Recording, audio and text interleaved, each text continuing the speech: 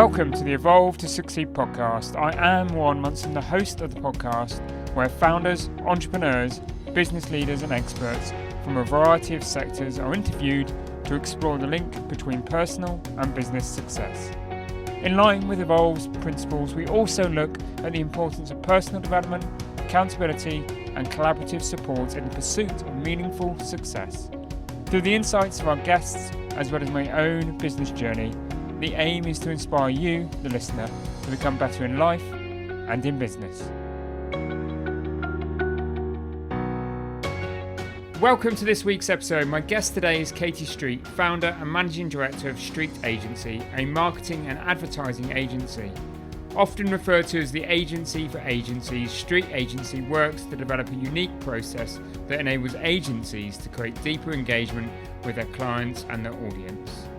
But one business was not enough. In March this year, Katie also co-founded Tamba, which empowers agencies to grow their revenue by giving agency leaders and their teams the training, support and content they need to attract and win more new clients.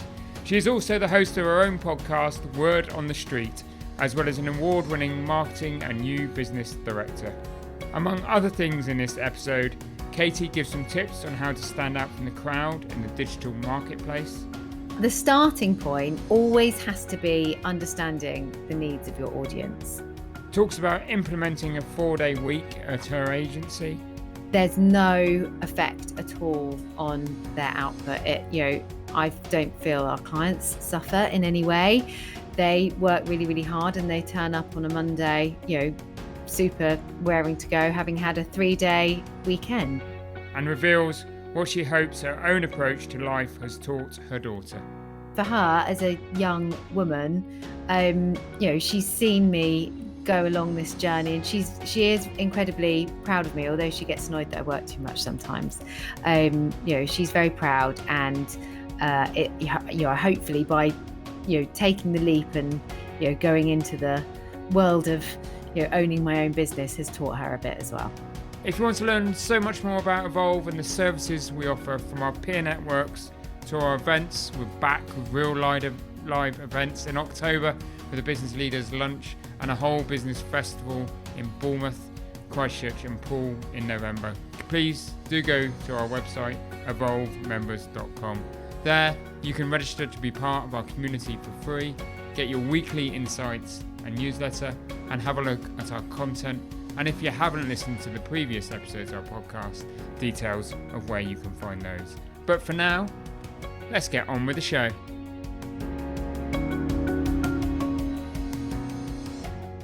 Welcome to the Evolve to Succeed podcast, Katie. Lovely to be here. Thank you for having me, Warren. Yeah, it was great to have you as a guest on the podcast. You are a podcast host yourself with your Word on the Street podcast. I'm sure we'll touch on that during the course of the conversation. But you spent a lot of time working in very senior roles, director level roles in a number of large creative agencies before you established the Street Agency. So what was the desire and drive to go out on your own and form your own business, Katie? Yeah. Great question. Straight in there, Warren. I like it. Straight in there. I guess, lots of things. So first of all, probably frustration that I wasn't always able to do things exactly how I wanted to do them. And I knew, or I thought I knew, and hopefully my growing business shows that I did know how to do things, maybe better than it was being done. And I guess just certainly working in larger businesses, and I've been, very lucky to work at very kind of small creative agencies and sit on the board of some of them, as well as working in very large, networked agencies as well as very large companies beforehand. And I think just the length of time sometimes that it used to take to get things done and convincing, whether it was a small business and I was very close with the owner of the business, or reporting into a CEO, just I guess the amount of time that it would take to get an idea okayed to give it a go, because I'm very action orientated. I like to get things done. So I think frustration that I couldn't do the things that I wanted to do that I believed would work sometimes. Not saying everything, but I couldn't do everything that I wanted. So that, I guess, was one driver. And then freedom to a certain extent. I think I'm a single mum. My daughter is 13 now, and I've lived Okay. on my own with her for 12 of those 13 years. And just having what I guess is a better work-life balance. Now, I'm not saying that I've got that down to a T because I'm a real workaholic, but I thought it would be. I thought I'd Yeah. have so much more time when I ran my own business, or at least be able to make my own decisions. And do you know what? We're only just over 2 years old, and I've got an awesome team, and I'm definitely, you know, we're incredibly busy, so I don't have lots of free time, but of course I have a bit more freedom of Mm. choice. So I think those two were probably the two key things. And then the third one, which probably is the most important, is I knew that I could make a difference and really help a lot of people. And that was, although those were the two kind of biggest reasons underlying, I just felt that if I was to do something on my own, there would be more people that I would be able to help. I was always in demand, and people were always touting me, to go headhunting me to go and work for them. So I just thought, you know what, I might be able to help lots of agencies if I do this on my own. And yeah, that's what we're doing today. That's what it's turned out to be. I mean, it's quite interesting what you say about that work-life balance one, isn't it? Because I don't think that there is such a thing that does exist. But a lot of us do start our businesses thinking that's what we're going to get. But the early days can be anything but that. And that can be quite disheartening at times. Have you been through that journey? You say you're coming out the other side of that, perhaps, with, growing a great team, and that gives you the opportunity. But sometimes you just don't, you start the business with that kind of dream or that idyllic kind of way of thinking, and it doesn't quite transpire, does it? No, not exactly how you think it might do, but it definitely has given me more freedom. I guess, the key is being able to, you know, I guess let go of certain things, which is not always Mm. easy to do when you've got big ideas and you're used to kind of, doing things yourself. So that's something that I'm probably still grappling with. But having really great people, and finding great people, it's not that easy to do sometimes. I've been very lucky that I've had, I it sounds horrible, but the benefit of the pandemic in that, one, it's given us, it's really helped us grow because we've got a captive audience of people that are sat from home. So my podcast and the webinars that I Yeah. host, have got probably better traction than we ever would have got if there was no lockdown. And also I've been able to recruit some of the most amazing people that I've ever worked with because they were either furloughed or made redundant. And Yeah. we were growing whilst other businesses maybe hadn't focused on marketing themselves and doing some of the things that we do. We're having staff on furlough. We took the opposite approach, which has worked very well for us. So in a way I've been lucky, but yeah, it's also been really hard work. The beginning of the pandemic, when everyone was sat out, in the sunshine, or what, that's what I felt like everyone was Yeah. We doing. all know that's what people were doing. I'm not sure. I It's know, as not business owners, we not were doing that. no, not all of us, but I was working incredibly long, painful days. Adopting new technologies, new ways of working, um, and working probably harder than we ever have. So, but I do feel like we've gone through that pain. I think whatever, even without a pandemic, there would have been a similar curve, but maybe just not quite as sharp a curve as we have Yeah. had. Seize the opportunity while the moment exists. And Yes. you talk about being the agency for agencies. So what does that really mean? So I guess where we're a bit different to other people in the market, and that is again one of the reasons that I went out on my own, is because I had a very strong belief that there was a better way for agencies to attract and win new business. And we're not a traditional lead gen new business appointment setting agency, which there is a flood of. Not a flood of, that's actually a real exaggeration. For agencies, there's a select few. Probably I could name 10 people that kind of do a similar thing to us, but all do it in a slightly different way. So we take a much more strategic marketing led approach Okay. to building engagement. So we're very much focused on building an engaged audience through developing fantastic thought leadership content that engages an audience rather than bashing out phones or sending out, emails going, look how brilliant we are, look what we've done. It's very much trust us, engage with our helpful content. We will still send out case studies and things that prove, what the potential agency that we're working with has done. So we've taken a much more marketing agency approach to attracting and winning new clients for agencies. So we're quite unique. Okay. Bit different. And obviously you've got that niche focus, which is great. I suppose one of the challenges that businesses that are niche and focus on one sector like yours has is you are working with competitor businesses sometimes, aren't you?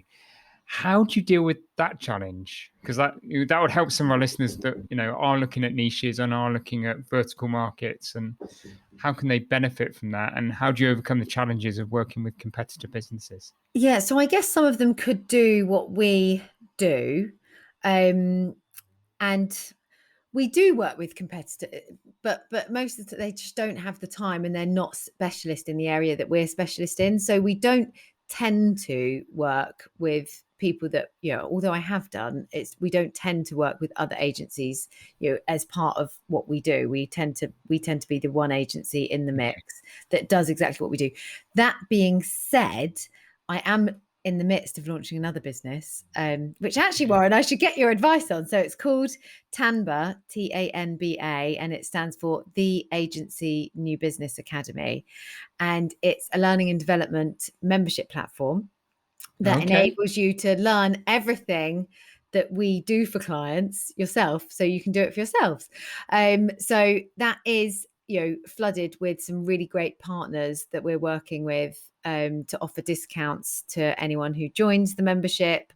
So in that vein, my approach to these things are, to give and be helpful.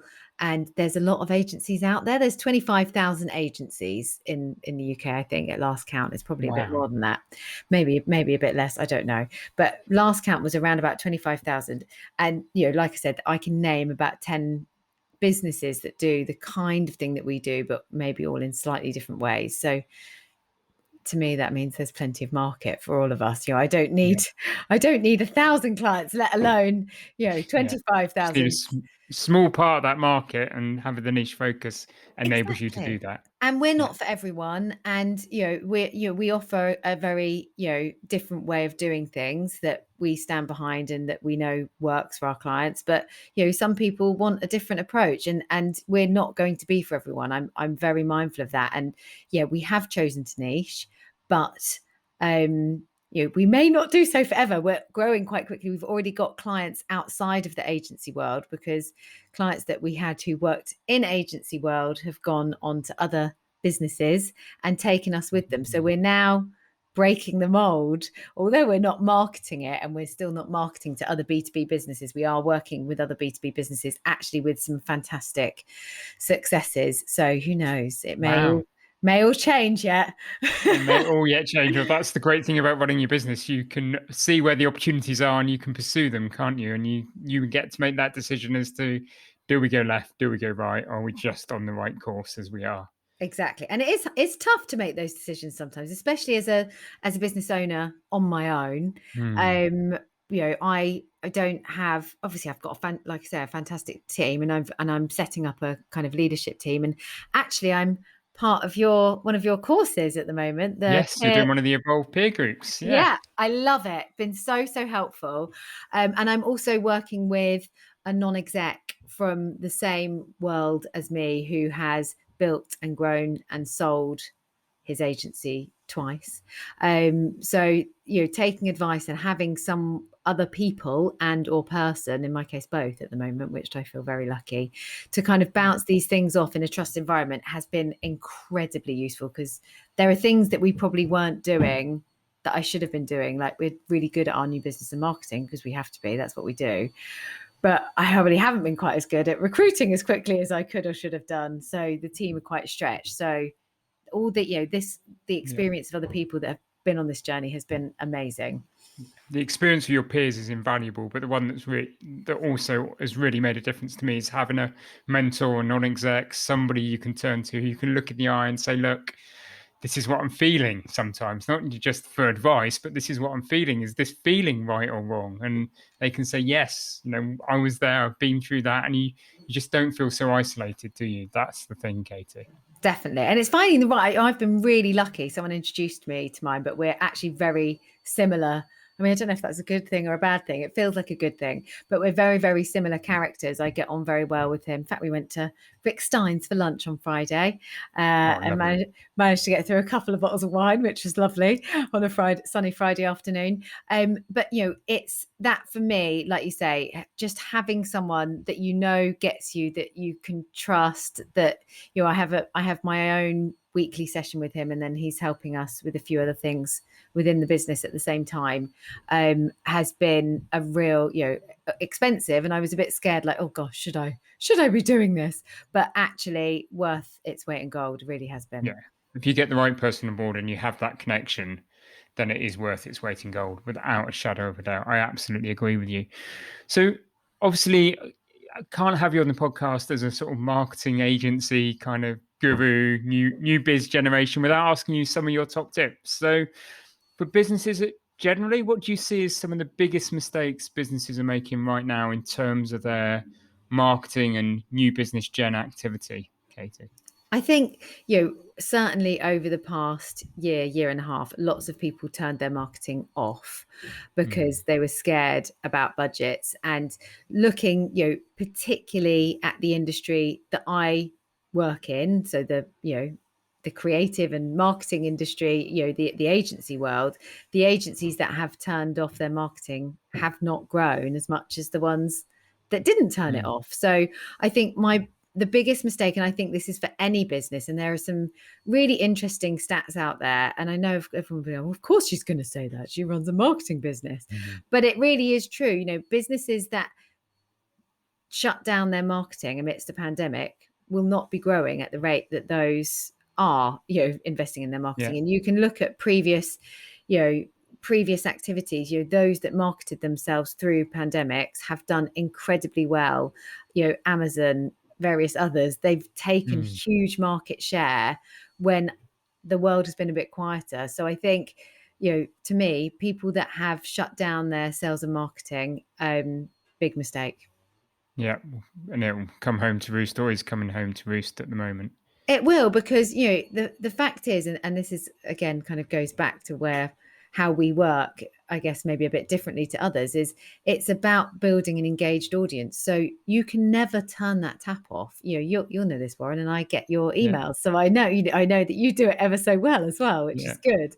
But there are people that don't understand or respect that, so they jumpstart, or we'll do a campaign and then we'll stop and then we'll jump back Mm. in. And I think certainly for B2B marketing, you can't really do it like that. You can't just disappear and then turn back up and hope that everyone still remembers you. It's the No. same with any kind of relationship or anything you're in. It has to be a consistent effort, and drip feeding that really nice helpful content that people are going to learn from, that they're going to mean they listen to you. So I think, to me, anyone who isn't doing that or has stopped doing that because they thought that was, the best thing to do for their budget, that's the biggest mistake. And it doesn't have to be expensive. You can do these things quite cost effectively. Yeah. I'm only a small business, but we've still managed to do it. And in 2008-9, learned that lesson and very much did that, and continued to do it through the last 15 months. Is, I think this is the time to build the brand. I'm really passionate with Evolve and Inspire that actually this is the time to be out there supporting the business community, sharing information, sharing content, putting an arm around people and supporting them, and that will build the brand. And that's the marketing activity. It's, for us, it's been content and brand driven. That will now mean that perhaps compared to our competitors, will be seen and will be visible, and that, fingers crossed, Yeah. will lead to opportunity as we go forward, and it already is. But it is a perverse, when you're cutting back on other costs, it can be a perverse, as a business owner, decision to be making. But yeah, I absolutely agree with you that it's the only thing you can do.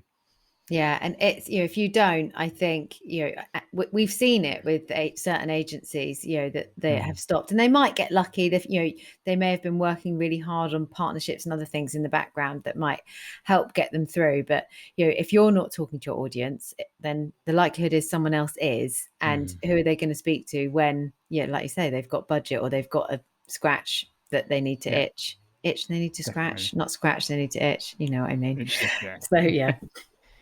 And I suppose the other big question in this kind of marketing world that we live in at the moment is the digital versus traditional marketing. So where do you sit on that? I suppose it's got to be different for B2C maybe than B2B, but in a B2B world, where do you sit on the use of traditional marketing v digital, Katie? Yeah, do you know what? I love traditional. I've grown up working in B2C marketing and working in big publishing houses and for drinks brands before I moved to the world of agency. And a lot of the campaigns that I've worked on, when I've been at agencies have been, more traditional print and media campaigns rather than pure digital. So I am a big fan of printed media. I personally, I think because of everything that's happened, we're all stuck in a bit of a digital world that we can't Yeah. really get out of. So, digital is, I think, helping people grow more quickly.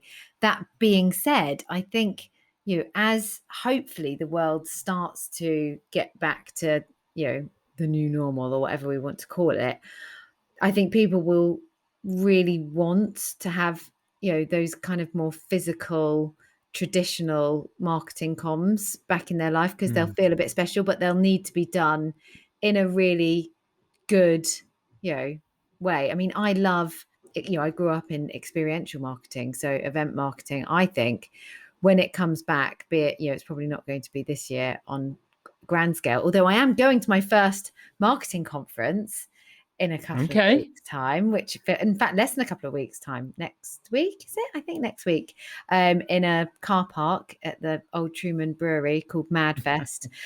So I do think those kind of in life experiences are going to be really, really important again. So I Mm. think as the world starts to get back to normal, everyone feels a bit safer, that actually events and kind of face-to-face marketing is going to really take off because we've all been craving those human interactions that we Yeah, haven't those had. connections. We're humans, aren't we? And we want connection. And businesses that can give connection and share their knowledge and experience at the same time, I can see how that will be something that proves to be popular, Katie. Yeah, agreed. So I think, that to me, outside of digital, if I was looking at my plans, 2022 and beyond, the only other thing, as much as I want to, from a B2B perspective, start, putting lovely little mailers in the post and things like that, Mm. you're maybe not going to reach people still because a lot of people are still going to be working from home. The world is different to what it once was. But I am certainly, even towards the end of this year, going to start doing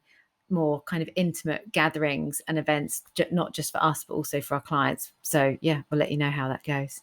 Yeah, watch this space. Yes. And I suppose with everybody, actually, the other challenge at the moment is with everybody being in a digital world is how, any tips on how you can stand out from the crowd, how you can stand out from the noise, because the volume of noise out there with everybody trying to still promote their businesses, but doing it digitally, it makes it really difficult to be the one seen and heard. Any Yes. tips? Yeah, lots. So, okay. So the starting point always has to be understanding the needs of your audience. So to me, the biggest thing that you can do to get your marketing right is to really start to understand what the problems are that the people that you need to talk to potentially have, not just their personal problems, like not problems in their marriage, like Matt Yeah. Hancock might have this week. Sorry, that was a bit of a blooper. But I'm talking more about, what are the business problems and maybe the problems they have as an individual within their role that you can help them with. So Okay.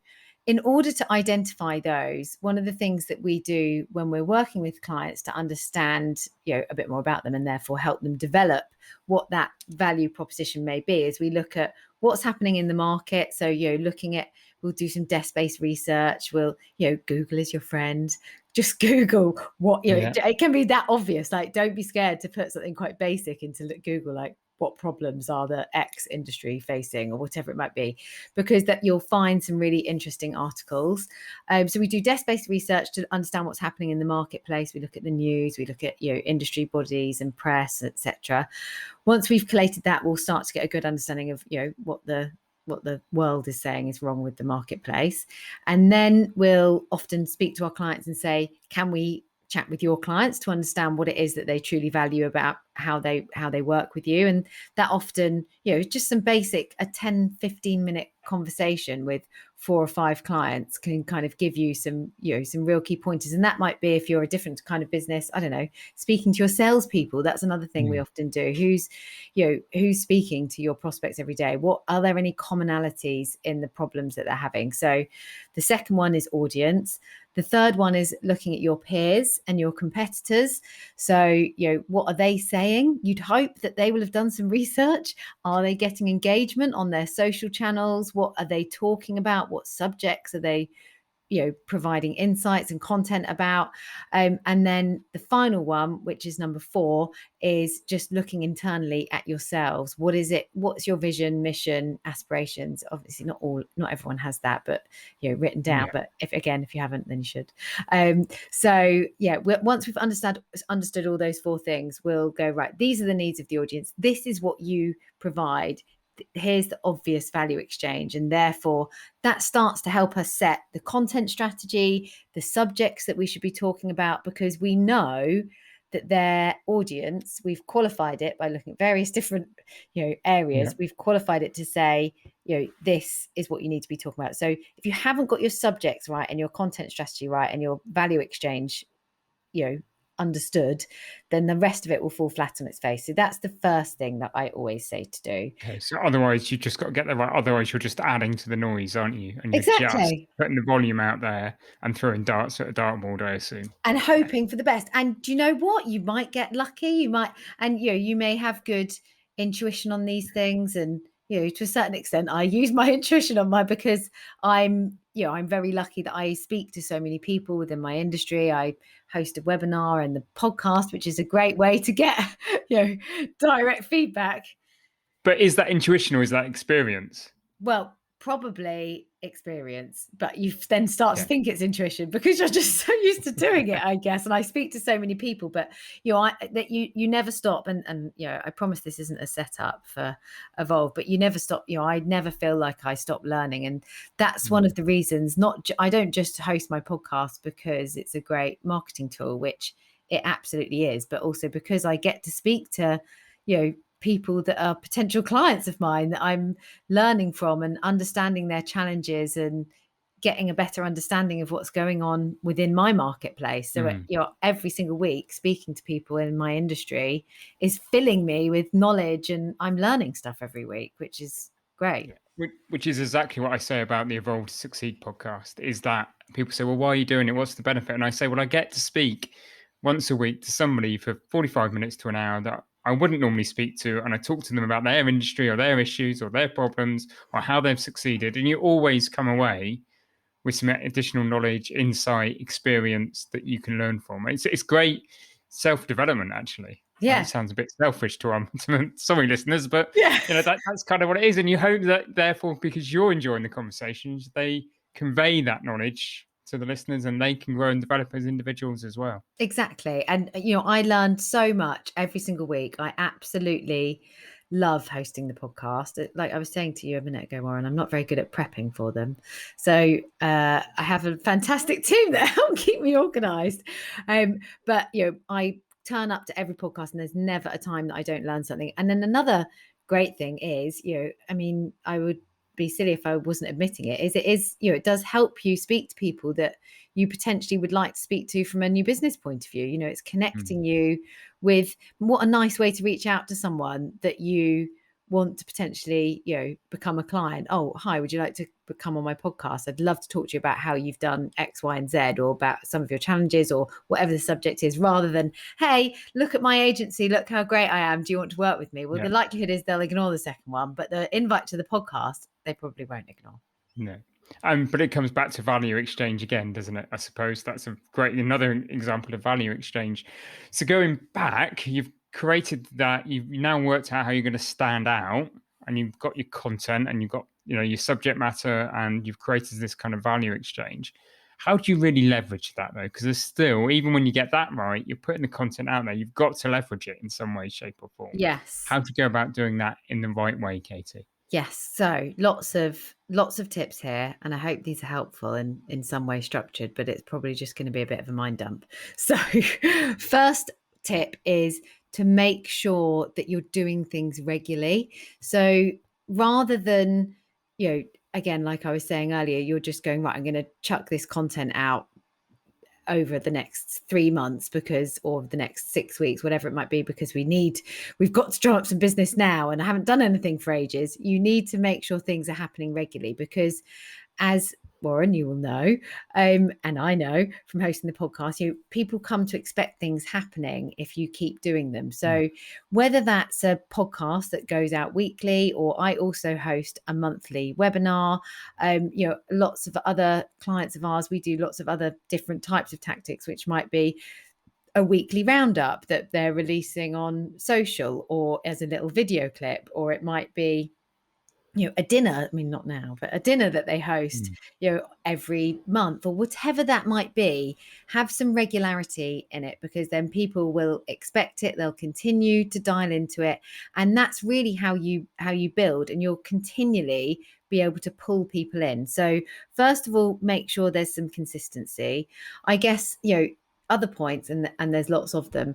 Two, you need to make sure that you look like you've got stand out. So does your brand help you get noticed? Is it different to, from a look and feel point of view? Does it look different to everyone else in the marketplace, or do you look quite similar to everyone else, all of your peers and competitors? That's worth looking at when you're, doing your other research for the kind of value exchange piece. Is how do you appear compared to others? Now, there's lots of different, thought processes on this, but one of my favorite books, by Richard Shotton, called The Choice Factory, it talks about the 25 behavioral biases, and I'm going to name this wrong, but one of them is about standout. So it's about, if everyone else zigs, you should zag. So make sure that you look different, because from that is a marketing behavior that people will buy into. You'll get noticed if you're, someone that's looking at a sea of blue in the financial services sector. If you're pink, like Klarna did, then Klarna have got a huge standout, because they don't look like any of their competitors, and look how fast they've grown. So I think, do really think about how you appear, and make sure that you push your content out in a way that gets you some kind of standout, and is, I like bold and brave, but that everyone's different. And then in terms of other tips, I mean, gosh, there's so many. Use the right tools. We were talking earlier about, digital, and where are we today?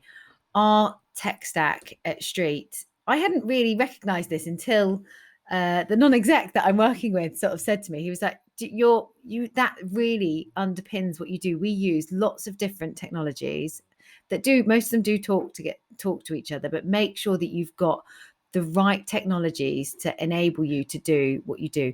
There are so many technologies that will enable you to do things more quickly. We're just testing a new one. This is a great little tip, called lately.ai. That is what Gary Vaynerchuk uses in order to shatter his content down. So I'm a big one for do something regularly, do it once, and then do the best that you can to shatter that content. So when I'm talking about, when I say my podcast, so with my podcast, I'll record the podcast that will go out on Apple and Spotify and wherever else it goes. So I have an hour or whatever the recording length is that goes out on those channels. We'll also then, of course, put that on our website and write it up. And there are some great tech tools that help us write things up and do the show notes and everything quite quickly.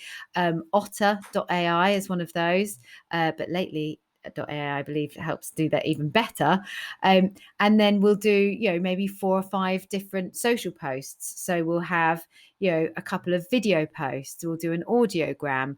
We'll develop what we call a value post, which has got, slide shares where you're sharing points across that all will then drive them to the website to go and listen to the full podcast, or they'll just engage with that, and that's enough. So think about how you can shatter your content, and there are some great platforms out there like lately.ai, which enable you to do that. It actually learns, you put in all your keywords, and your peers and your competitors and your own website and everything else. It then uses AI to learn the popular search terms from an SEO point of view, and it will actually pull out quotes for you for your social posts and video clips. If it's a video, I know, it's amazing. And that's how you produce content at scale. So also make your life easy by using technologies. There are so many out there that we use. I mean, there's my takeaway from the podcast. Me, Ursula, Amy, and Oliver. I'm going to put all over lately.ai. Go and check it out. There are some great ones. There's another, we use currently we use something called Content Cow, which does a very kind of similar thing, but not quite at the scale as lately.ai. But so there's loads out there, but you utilize the power of technology, because we couldn't do what we do without, I mean, goodness knows how many platforms we actually use now, way too many, but they all save us a huge amount of time and enable us to do what we do. So have a look at your tech stack. There's so many amazing platforms out there to power your marketing these days. Brilliant. Great tips. And looking at your kind of background, you've won awards for both your marketing, but also leadership in business. I wanted to touch on leadership and how you're leading your own business, and perhaps some of the challenges you find leading your own business compared to being a sort of director level individual in somebody else's businesses. So what's the challenges you perhaps found, and what are you doing differently now it's your business? Oh God, well, I probably need some help with this bit, Warren. Which you're not exact. Yeah, I know. Well, I think for me, I am quite a personable person, and I hope that all of my staff see me as one of the most important things is that the company and everyone that I employ see me as a leader and not a boss. I don't have that kind of, are never going to be a scary, well, I hope not, a scary boss. It's much more about enabling my team and giving them the opportunities maybe that I wasn't given, and much less about this control. I mean, I've worked at some amazing places, but then been like, you're 10 minutes late into work, we're going to give you disciplinary. Like, I've been dropping my daughter at school, like, come on. I work every evening for you later. So things like that to me really don't mean anything. That I guess that I learned from all of my staff are empowered to control their own days. We run a 4-day working week, so condensed hours. Yes, So how does that work then? Yes, and it does work. Everybody's talking about flexible working and maybe a 3-2 kind of work from home, work from office type pattern, but you've gone one step further. So you've gone to a 4-day week and condensed hours, have you? So we do 34 hours a week, and some of the staff do that and work a bit on a Friday, because they've got some of the staff that are maybe less client facing or involved with campaigns and doing design work and other things, or that are still studying. So there is a bit of flexibility there, but majority 90% of the staff do a 4-day week and work really long days from Monday through to Thursday, 9 till or 8 till 6, or not between the hours of 8 and 6, and there's no effect at all on their output. I don't feel our clients suffer in any way. They work really, really hard, and they turn up on a Monday super raring to go, having had a 3-day weekend. So, but then they do have the opportunity to if they need or want to work on a Friday occasionally. So it's basically, we've empowered them to have the week that they want to have, but do what works for them. Yeah, and I don't think that there's been any, it's how I set the company up, to be fair. I mean, the idea is that I'm supposed to do it as well, but I never, I know I record I actually think on a Friday for us in our sector, not a lot happens. So I use my Fridays actually, because none of the staff are in, to record my podcast, to do the things that I couldn't do in the, week, because I'm very, very busy, doing other things and more client facing things, we tend to be a lot quieter on a Friday. So it makes sense to do things that So you way. can lead Monday to Thursday and self-develop and generate your own content and focus on your own marketing on a Friday. Exactly. And be a crazy person and launch another new business because, of course, Yeah. my existing one that's already growing isn't keeping me busy enough. So how's that come about then? How's Tamba come about? Because obviously, and are you finding it a distraction? Do you know what? Good question. No, because the two should work very well together. So the plan always initially was actually I was going to do it on my own. So Tamba is actually co-owned by me and two other people. So we are launching it as a team of people rather than just Street, because I think Okay. if I was launching it as just Street, it would have been not not not bad, but more about me. Whereas what we're trying to do is bring the best people across the sector together to teach everyone, various different ways of doing things. So there is no one way to crack this nut. There's lots of Okay. different ways. So the two actually, Tamba and Street, work very, very well together. Although it sounds like Tamba basically will teach you everything that Street does for you. It will teach you lots of other different ways of doing it as well.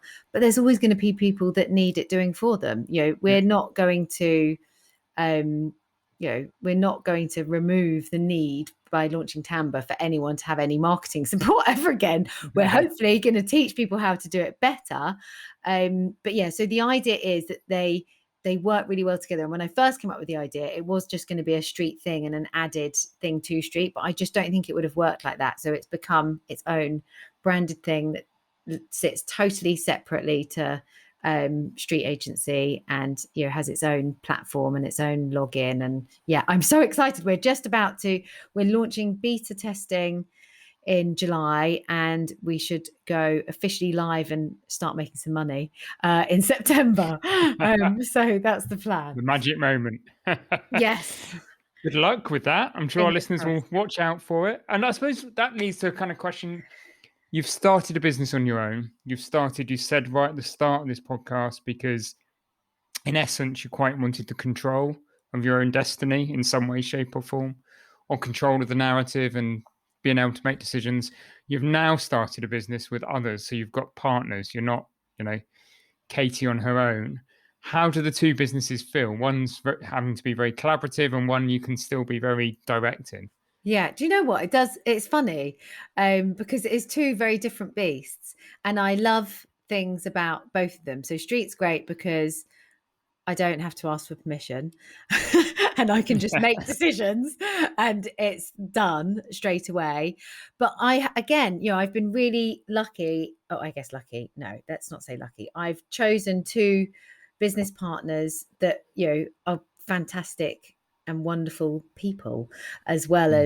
as, my business partners. They're people that I trust. And as a group, we're still able to make those decisions quite quickly and also pull, they're both also very famed within the industry that I work in. They run the BD 100, which celebrates the top 100 people in the world, of one of the awards actually that I've won a couple of times. But I Wow. won't be able to win it anymore because I'm now becoming a judge, and it felt a bit unfair for me to be able to win the award. So they're very well connected. They've also been doing what I do, in a slightly different way for a very long time. So they come with different ideas, different contacts, different, views on things. So together it does work. It does work really, really well. And it does feel like, I guess, which I don't have so much at Street, or I haven't had until I've now got this non-exec on board with me. It feels a bit more like you've got people that can help cover you, and a bit more like a team. Whereas Street, although my team are amazing, it's not their business at the end of the day, it's my business. So it feels very different, and there's good things about both. Cool. So, as we start to round up, just some sort of more quick fire questions, maybe. So, right now, what hard thing are you not doing enough of, Katie? Oh, good question. What hard thing am I not doing enough of? Probably, and it is hard, is recruiting. We Okay. haven't recruited as quickly or focused on building an engaged audience of people that might want to come and work with us. I think we probably have through the marketing that we've done, but we haven't really exposed ourselves to that from a recruitment point of view. So that's something, getting people on board more quickly, and probably giving up tasks. I just feels hard and haven't done it quickly enough. So that's that theme coming out of delegating that you talked about Yes, earlier, really, just not delegating enough. yes, But and it's that's a tough hard. one as a business owner, and that's really hard because particularly when it's been you and it's your business and you've started it, you need to let go because you won't grow unless you do. But that just easing it out of your hands into somebody else's is a challenge, isn't it? I think that we've all in business faced. And you talked about your daughter. So what has had the effect of running your own business had on your personal life? Yeah, I think it's definitely given me more freedom, but I don't know if, and hopefully you didn't hear or that it wasn't too ruffled, but she did just walk in the room. She's just got back off the bus and I was shooing her away. So, Warren, you're probably thinking, what is Katie up to? I was just trying to shoo her out. She was letting the dogs in. I was like, no, I'm doing a podcast. Shush. So I think as a whole, it's definitely given us, a bit more freedom. And I hope, for her as a young woman, she's seen me go Mm, along this journey, and she is incredibly proud of me, although she gets annoyed that I work too much sometimes. She's very proud, and hopefully by taking the leap and going into the world of owning my own business has taught her a bit as well. fantastic. I'm sure she has. That has to rub off, doesn't it? That even if it's that sense of adventure or that sense of rising to a challenge, whatever she does in life, I'm sure that seeing what your mum does or your parents do when you're a business owner, I think it's got to rub off in some way, shape, or form.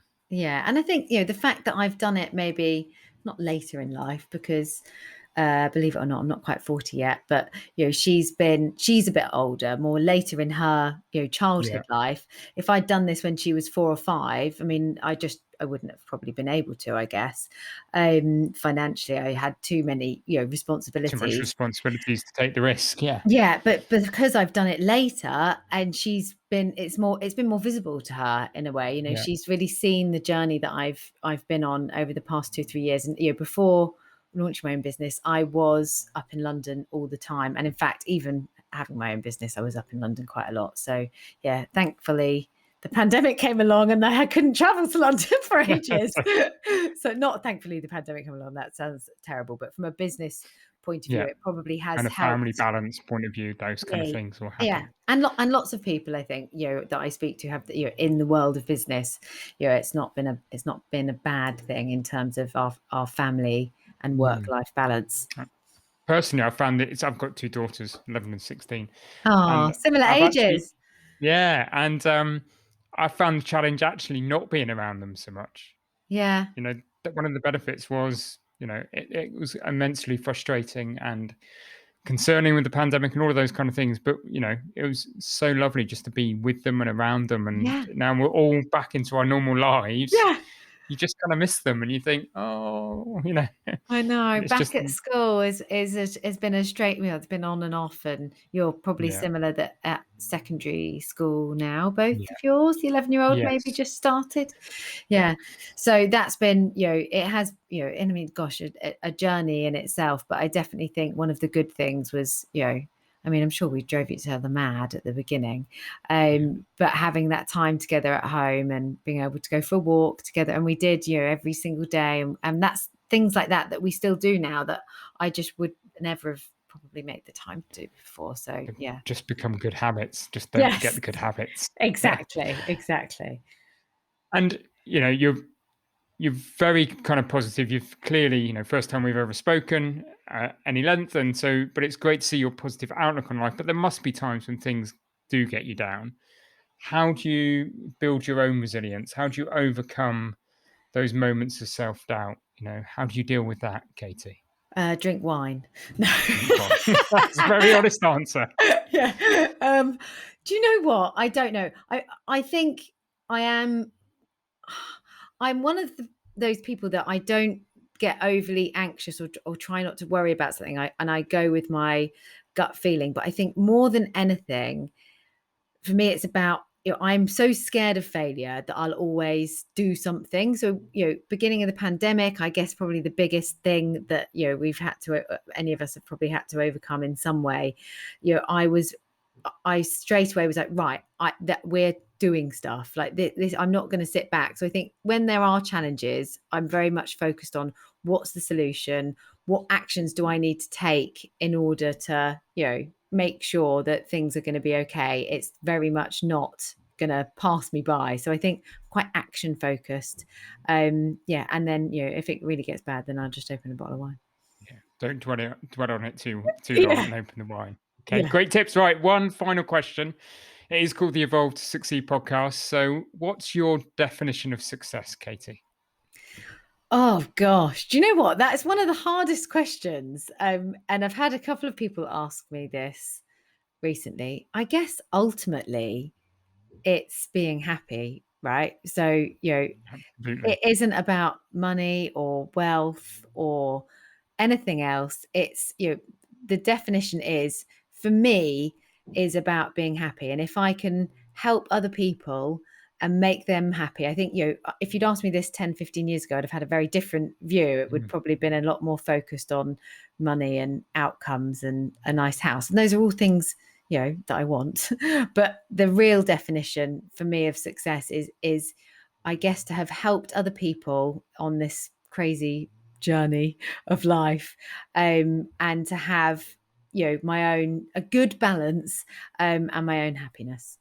Great. That's a fantastic definition of success. So, Katie, if people want to find out a little bit more about you, more about, the street agency, more about Timbre, where can they go? Yes. So you can find me on LinkedIn. So my name's Katie Street, Katie with an IE. But I guess the main place is to go our website. So go and visit street.agency. You'll find lots of helpful resources, podcasts, webinars, insights, etc. if you're interested in new biz and marketing. And if you want to check out the marketing site for Timbre, which is now live, that's tanba.io. So the agency New Business Academy. So it's TAN for naughty, not M for mother. TANBA.io. And street agency is very simply street.agency. Perfect. Thank you, Katie, for being a great guest on the Evolve to Succeed podcast. Brilliant. Thanks for having me, Warren.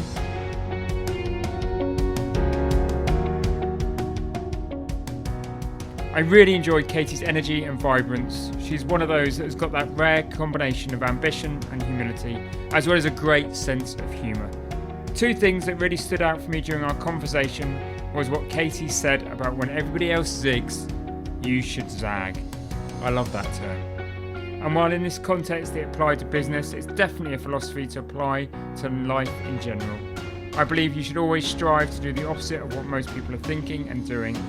Think the opposite to what most people think. A mindset like this takes bravery, discipline and determination, but I believe it's one of the most crucial elements for success.